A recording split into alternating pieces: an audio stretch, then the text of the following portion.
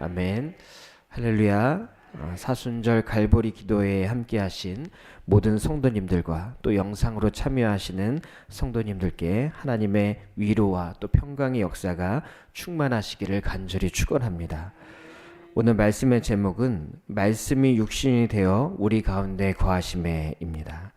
말씀이 육신이 되어 우리 가운데 거하심에. 오늘 성육신의 은혜에 대한 말씀을 함께 나누고자 합니다. 원래 사순절은 주일을 제외하고 부활절 전 36일 동안 진행되었습니다. 여기에는 1년 365일에 10분의 1인 36일을 금식과 참회로 하나님께 드린다는 의미가 있었습니다. 시간의 11조, 마음의 11조를 하나님께 드린다는 것입니다. 그런데 6세기에 36일에 4일을 더해서 예수님이 금식하신 40일을 기념하며 사순절을 지키게 되었습니다. 이 사순절이라는 말의 영어 단어는 렌트라는 말인데 이 말에는 봄의 시작을 의미하는 말이 담겨져 있습니다. 사순절은 한문으로 40일을 일으켜 사순절이라고 부르게 된 것입니다. 이 사순절 기간은 음력을 기준으로 하기 때문에 매년 바뀌게 됩니다. 특별히 오늘은 사순절이 시작되는 성회 수요일 또 제2의 수요일이라고 부릅니다. 사순절을 시작하면서 자신의 죄를 돌아보고 참회의 마음으로 참여한다는 것을 의미합니다. 전통적으로는 이마에 재를 물이나 기름에 섞어서 이마에 십자가를 그으며 발랐습니다. 지금도 미국이나 유럽의 제2의 수요일에 성회 수요일에 하루 종일 이마에 검은색으로 재를 발라 십자가 표시를 하고 다니기도 합니다. 이마에 십자가를 그으면서 하는 말은 너는 흙이니 흙으로 돌아갈 것임을 기억하라. 너는 흙이니 흙으로 돌아갈 것임을 기억하라. 인간의 죄와 또 인생의 무상함을 기억하고 온전히 주님께 초점을 맞추며 겸손히 십자가의 길을 걸으라는 것입니다. 오늘 우리도 사순절을 시작하며 우리의 마음과 또 시간을 주님께 드리며 더욱더 겸손한 마음으로 십자가의 길을 따라가야 할 줄로 믿습니다. 특별히 이번 사순절 기간 동안에는 요한과 함께하는 사순절이라는 제목으로 요한복음을 함께 나누며 주님의 생애를 묵상하는 시간을 갖고자 합니다. 요한복음은 그 제목에서도 알 수 있듯이 예수님이 사랑하시던 제자 사도 요한이 쓴 말씀입니다. 요한은 예수님의 모든 삶의 목격자이자 또 예수님께서 돌아가시면서 자신의 어머니를 부탁했던 예수님의 가장 가까이에 있던 가장 가까운 친구이기도 했습니다. 현대에 와서는 요한이 직접 썼거나 또는 요한에게 영향을 받은 요한 공동체에 속한 사람들이 기록한 것이라고도 하지만 분명한 것은 요한의 특별한 시각과 또 목적 아래 이 말씀이 쓰여졌다는 것입니다. 그는 모든 글에서 성육신 하신 예수님에 대한 믿음을 강조하고 있고 또 복음을 전하기 위한 목적으로 오늘 말씀을 기록하고 있는 것입니다. 오늘 함께 읽은 요한복음 1장 1절부터 28절까지의 말씀은 요한복음의 시작이자 또 세례 요한의 증언이 기록되어 있습니다. 우리를 복음의 세계로 인도하는 이 요한의 안내에 따라 40일간 더욱 말씀을 가까이 하며 주님과 동행하는 복된 사순절이 되시기를 간절히 축원합니다. 먼저 오늘 말씀 1절부터 5절까지는 태초 이전부터 계셨던 하나님의 아들 예수 그리스도에 대한 계시의 말씀입니다. 또 6절부터 18절은 하나님의 아들이 이 땅에 오신 목적을 이야기하고 있습니다. 또 19절부터 28절은 예수 그리스도를 예비하는 세례 요한에 대한 말씀이 기록되어 있습니다. 우리를 구원하시기 위해 하나님의 어린 양으로 이 땅에 오신 예수 그리스도에 대해 함께 나누며 영적인 깨달음과 또 기도의 제목을 얻고자 합니다. 첫 번째는 태초 이전부터 계셨던 주님입니다. 태초 이전부터 계셨던 주님. 오늘 말씀의 시작은 태초에 말씀이 계시니라 라는 말씀으로 시작하고 있습니다. 태초에 말씀이 계시니라. 이 말씀은 이 책이 어떤 한 인물에 관한 역사적인 책이 아니라 하나님과 온 세상, 온 인류를 이어주는 진리의 말씀이라는 것을 나타내고 있습니다. 창세기에도 태초에 하나님이 세상을 창조하셨다라는 말씀으로 시작하고 있습니다. 이는 세상의 창조가 우리와 무관하지 않음을, 우리 한 사람 한 사람이 태초부터 하나님의 계획 가운데 있었던 존재임을 밝히고 있는 것입니다. 마찬가지로 요한복음은 태초 이전부터 계셨던 예수님을 통한 구원의 계획이 우리와 직접적인 관계가 있음을, 이 요한복음을 읽고 있는 나 자신과 관계가 있다는 것을 밝히고 있는 것입니다. 그리고 우리로 하여금 그 말씀의 증인이 되게 하시려는 것입니다. 하나님의 아들 예수 그리스도는 태초 이전부터 계셨던 것처럼 지금도 계시며 말씀으로 우리와 함께 하고 계시다. 십자가 위에서 죽으심으로 모든 것이 끝난 것이 아니라 태초 이전부터 계셨던 것처럼 지금 우리 삶의 자리에 함께 하시는 분, 그분을 통해 우리는 하나님과 연결되고 태초의 창조와 연결되고 또 미래의 구원과 연결된다는 것입니다. 영국의 변증가인 C.S. 루이스는 영원한 그리스도라는 책에서 이렇게 말했습니다.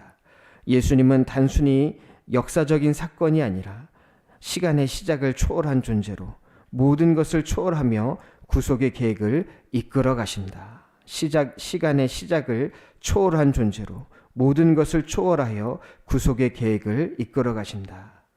태초에 이미 계셨다는 말의 의미는 시간보다 먼저 존재하신 분, 시간을 초월하여 존재하셨다는 것을 말씀하는 것입니다. 역사의 흐름 가운데 이 땅에 오셨다가 사라지신 분이 아니라 영원부터 영원까지 계신 분, 그분이 성육신하여 이 땅에 잠시 오셨던 사건이 바로 예수님의 생애라는 것입니다. 우리는 잠시 이 땅에 오셨던 예수님을 통해서 하나님이 실제로 계신다는 것을 깨달을 수 있으며 우리를 위한 구원 계획을 알 수 있는 것입니다. 인간은 누구나 한계성이라는 틀 안에서 살아갑니다. 시간의 한계성, 공간의 한계성, 또 관계의 한계성, 신체의 한계성, 생각의 한계성, 우리 안에 수많은 한계가 있습니다. 그러나 주님을 만나는 순간 우리를 둘러싸고 있던 수많은 한계성으로부터 자유하게 됩니다. 왜냐하면 우리 주님이 인간이 절대 넘을 수 없는 한계, 죽음이라는 것을 초월하신 분이기 때문입니다. 이것을 믿는 것이 바로 구원으로 향하는 길입니다. 우리는 이 땅에 살고 있지만 태초 이전부터 계셨던 주님을 의지할 때 우리 또한 이 땅에 그냥 살다 가는 인생이 아니라 말씀의 인도하심을 따라 살아가는 하나님의 자녀로, 구원받는 백성으로 매 순간을 의미 있게 살아가는 복된 인생으로 살아가게 된다는 것입니다. 태초에 말씀이 계시니라. 태초에 말씀이 계시니라. 하나님과 함께 하셨던 그 말씀, 예수 그리스도를 의지하며 매일매일 우리 삶이 더욱 예수님을 닮아 우리 또한 세상의 한계성을 넘는 복된 삶이 되시기를 간절히 축원합니다. 두 번째는 빛으로 오신 주님입니다. 빛으로 오신 주님. 요한복음은 특별히 이 생명과 빛에 대해서 말씀하고 있습니다. 오늘 본문 4절과 5절 말씀에 예수님이 생명과 빛의 본질이심을 증언합니다. 그 안에 생명이 있었으니 이 생명은 사람들의 빛이라 빛이 어둠에 비치되 어둠이 깨닫지 못하더라. 말씀이신 주님은 우리의 생명과 빛이 되어주십니다. 존 웨슬리 목사님은 성경의 중요성을 강조하면서 하나님의 말씀은 우리에게 빛을 비추고 진리를 가르쳐주기 위해 주어졌다. 하나님의 말씀은 우리에게 빛을 비추고 진리를 가르치기 위해 주어졌다라고 말씀했습니다. 이 빛에는 여러 가지 특징이 있습니다. 먼저 빛은 어두움을 밝혀줍니다. 어둠 속에서 우리는 사물을 분간할 수 없고 아무것도 볼 수가 없습니다.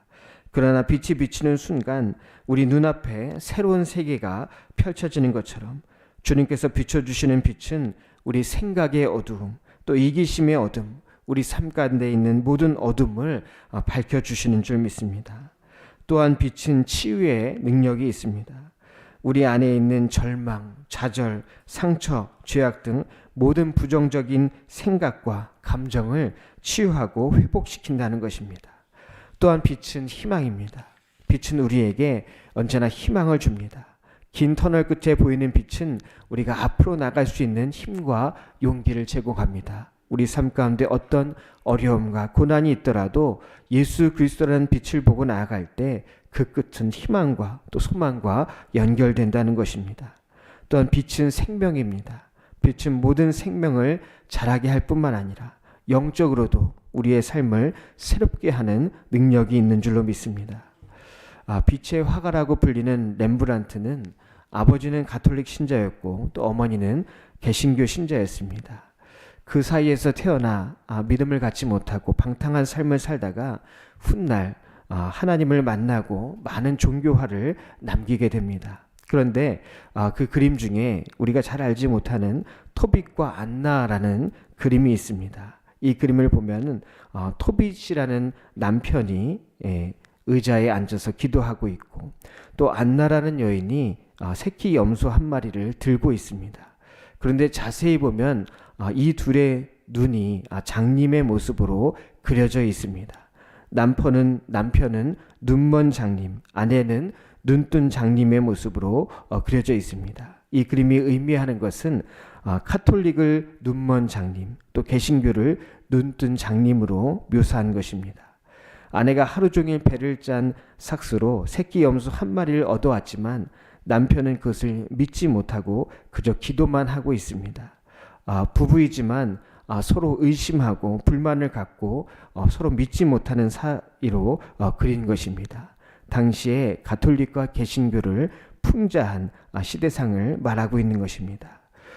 두 장님처럼 우리 안에 참된 믿음이 없으면 빛이 없다면 우리는 영적인 눈을 뜨지 못해서 앞을 보지 못하는 장님과 같습니다.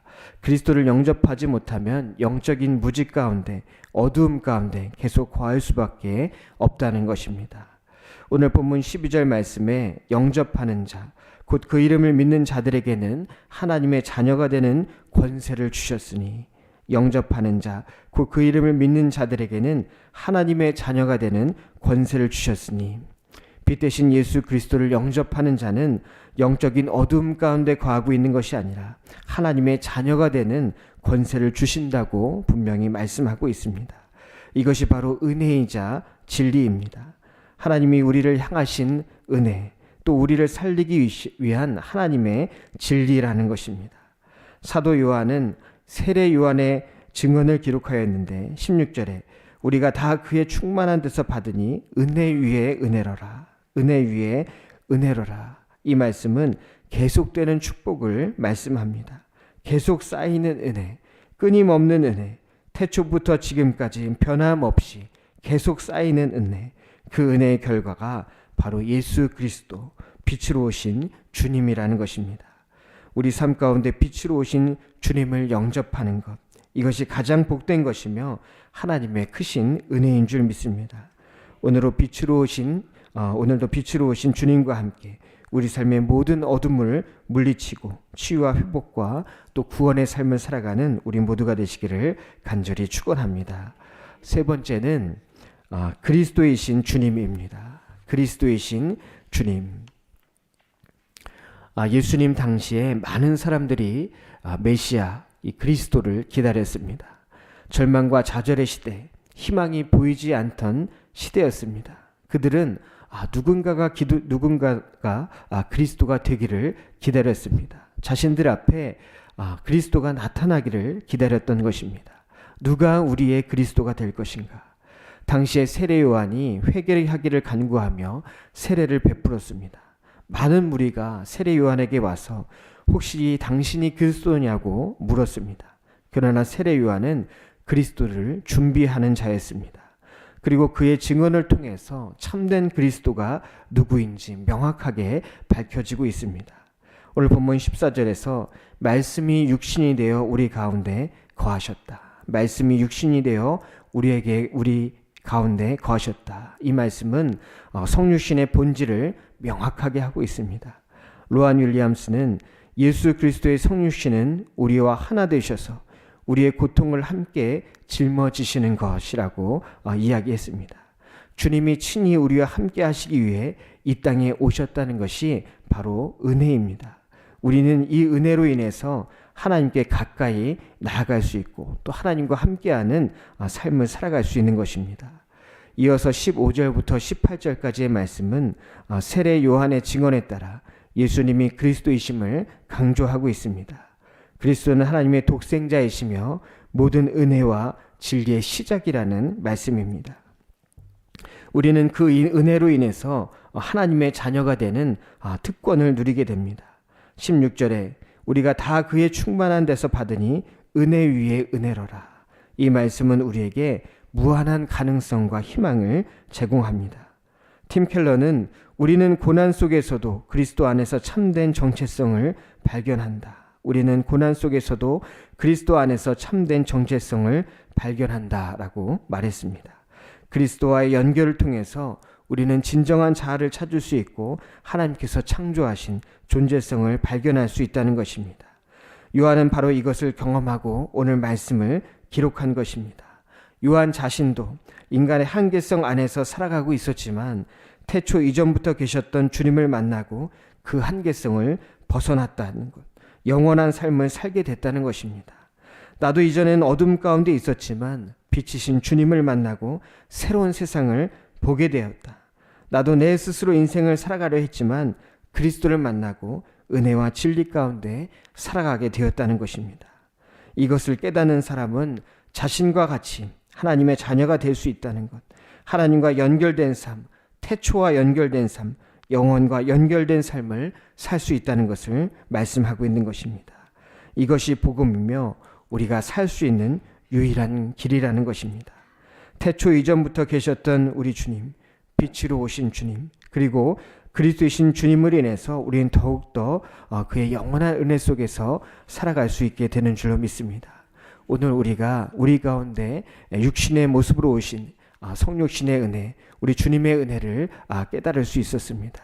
우리가 오늘 말씀을 통해 깨달은 것처럼 태초부터 계셨던 주님, 태초 이전부터 계셨던 주님, 또 빛이신 주님, 또 우리와 함께 하시는 영원 가운데 함께 하시는 그리스도를 따라 살아갈 때 우리의 삶도 영원한 구원 속에서 참된 빛 가운데 살아가는 복된 삶이 될 줄로 믿습니다. 기도하겠습니다. 살아서 역사하시는 주님, 오늘도 우리와 함께 하시며 우리의 삶을 인도해 가심에 감사를 드립니다. 우리 삶 가운데 오셔서 우리를 구원하시는 주님, 영원히 그 말씀을 의지하며 참된 주님의 자녀로 살아갈 수 있도록 도와주시옵시고 날마다 아버지의 뜻이 무엇인지를 구하며 구원 가운데 살아갈 수 있도록 주님 함께 하시고 역사하여 주시옵소서. 특별히 이 시간 간절한 소원들과 함께 드린 귀한 예물이 있습니다. 이 예물 가운데 축복하시되 하늘의 신령한 복과 땅의 기름진 축복으로 넘쳐나는 은혜가 있게 하여 주시옵시고 또 이 예물이 쓰여지는 곳마다 하나님의 놀라운 역사가 일어나게 하여 주시옵소서. 오늘도 주님의 말씀과 기도로 하루를 시작할 때 성령님께서 동행해 주시는 복된 하루가 될 줄 믿사오며 살아계신 우리 주 예수 그리스도 이름으로 감사하며 기도하옵나이다. 아멘.